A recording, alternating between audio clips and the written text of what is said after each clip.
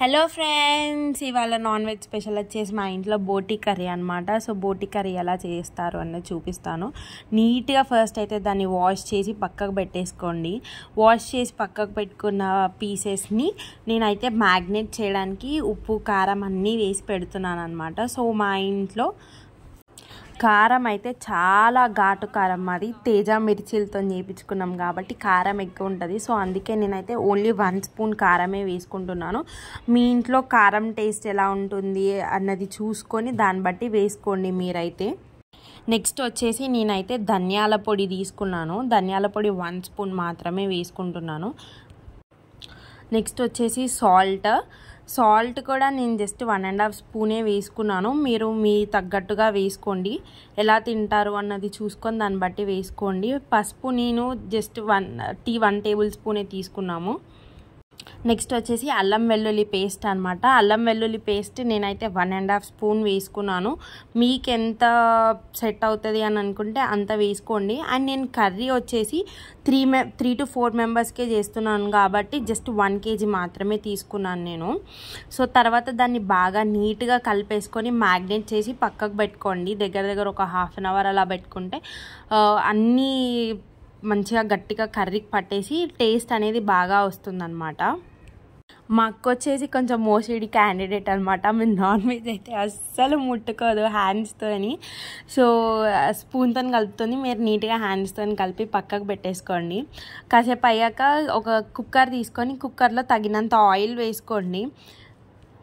Oil చిట్పట్ అన్నప్పుడే onions ఇంకా పచ్చిమిర్చి వేసుకొని అవి గోల్డెన్ బ్రౌనిష్ కలర్ వచ్చేంత వరకు ఆగండి. గోల్డిష్ బ్రౌన్ కలర్ వస్తేనే మనకి ఆనియన్ పచ్చి స్మెల్ అనేది పోతుంది, కర్రీ కూడా మంచి టేస్ట్ అనేది వస్తుంది. ఆనియన్స్ అనేవి ఇలా గోల్డెన్ బ్రౌనిష్ వచ్చాక ఇంతకుముందుకే మనం మ్యాగ్నేట్ చేసి పెట్టుకున్న పీసెస్ అన్నిటినీ కుక్కర్లోకి వేసి బాగా ఉడికించండి. ఆయిల్ అనేది పైన తేలాలి. ఏదైతే మనం ఆనియన్ పీసెస్లోకి వేసామో ఆ ఆనియన్ అనేది కర్రీకి బాగా పట్టేటట్టు మంచిగా కలుపుకోండి. ఎంతవరకు వీలైతే అంతవరకు బాగా కలిపి స్టవ్ మీద అలా పెట్టేసుకోండి కాసేపు. చూడండి, ఆనియన్ అనేది అలా బాగా తేలాలన్నమాట. తేలినప్పుడు పుదీనా అనేది వేసుకోండి.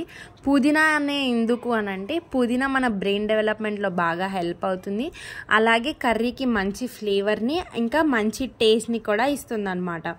సో అలా అయినాక మీరు కర్రీ అనేది గ్రేవీగా కావాలి అని అనుకుంటే వాటర్ యాడ్ చేసుకోండి, లేదంటే డైరెక్ట్ విజిల్ అనేది పెట్టేసుకోండి.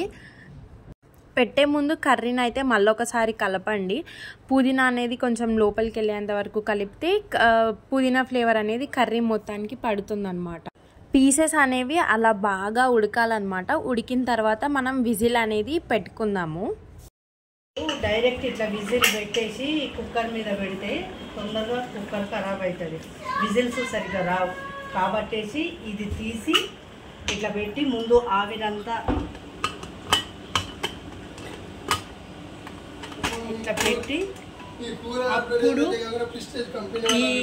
ఈ విజిల్ కార్డ్ ఇట్లా పెడితే మంచిగా విజిల్ వస్తే తొందరగా కుక్కర్ కూడా ఖరాబ్ కాదు. నేనైతే విజిల్స్ 4 to 5 వరకు అయితే పెట్టుకున్నాను, ఎందుకంటే నాకు ఫ్రై లాగా కావాలి కాబట్టి నేను అలా పెట్టుకున్నాను. మీరు నార్మల్గా కర్రీలాగా కావాలి అని అంటే మీకు 2 to 3 విజిల్స్ అనేవి సరిపోతాయి. చూడండి, మా కర్రీ అయితే ప్రిపేర్ అయిపోయింది. అండ్ మా కర్రీ టేస్ట్ కూడా చాలా బాగుంది. మీరు ట్రై చేసి ఎలా వచ్చిందో చెప్పండి. బాయ్.